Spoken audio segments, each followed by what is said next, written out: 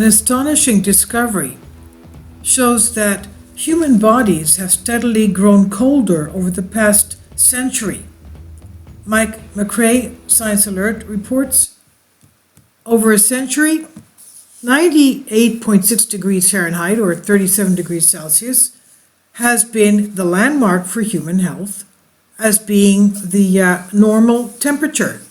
We've suspected for a while now that these numbers need adjusting, but the new study shows it's not for the reasons that we think. In spite of cumbersome tools, the German physician Karl Reinhold August Wunderlich used to establish an average healthy body temperature in 1851. He probably got it right. He may have just gotten, the thing is that we may have just gotten colder. Our temperatures are not what people think it is. This is what medical researcher Julie Parsonette from Stanford University in the US says. She explains that what everybody grew up learning, which is that our normal temperature is 98.6, is totally wrong. It's a standard that has weathered the ages surprisingly well. Wunderlich took literally millions of measurements from tens of thousands of patients, but the instrument he used to establish ranges of healthy and unhealthy temperatures, not to mention the daily fluctuations that we have, the effects of our age and so on, was just over 22 centimeters long, cutting edge for its time, but it was crude by our modern means. In the 19th century, thermometry was just beginning. Since then, a handful of studies have been critical of Wunderlich's measurement, and they prompted calls to drop it by a fraction of a degree. Parsonette and her colleagues were curious about whether the cause of the contrasting measurements was actually improved technology or if it actually reflects changes in our anatomy, our physiology. So to find this out, the researchers went through medical records of nearly 24,000 Union Army veterans following the US Civil War to work out just how hot we ran around a century ago. The numbers were then compared to around 15,000 records from an early 1970s National Health Survey and 150,000 records from the Stanford Clinical Data Platform, which represented the early 2000s. So in total, the team had details on more than 500,000 individual temperature measurements that were taken. And that's what they used, and it was very clear. There was a significant difference over this time period. Temperatures among those living at the end of the 19th century were slightly warmer. Men born in the 2000s, for example, were 0.59 degrees Celsius cooler than those born in the early 1800s, representing a steady decline of 0.03 degrees Celsius per 10 years, per decade. The drop was also similar for women, with a drop of 0.32 degrees Celsius since the 1890s. The difference was confirmed, and the team turned their attention to differences within each group, assuming they would each have had their temperatures measured with instruments of roughly similar precision.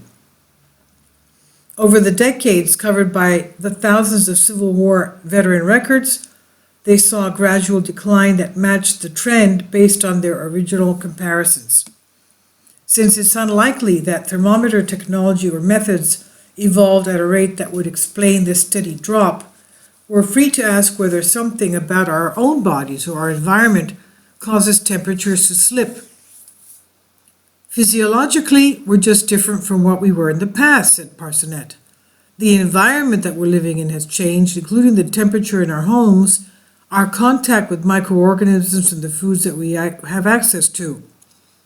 All these things mean that although we think of human beings as if we're monomorphic and have been the same for all of human evolution, we are not the same. We're actually changing physiologically.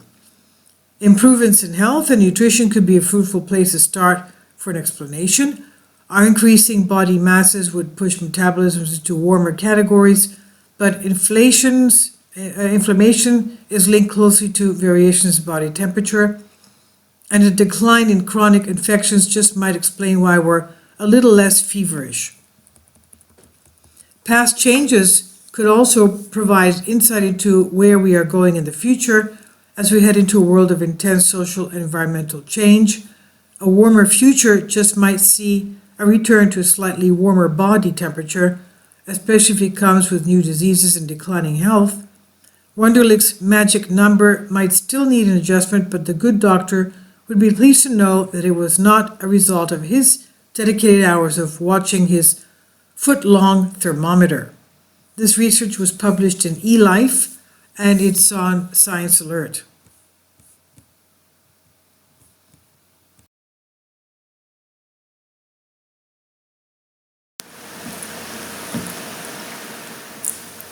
If you'd like to join me on my Patreon account, you will hear content not covered by mainstream media.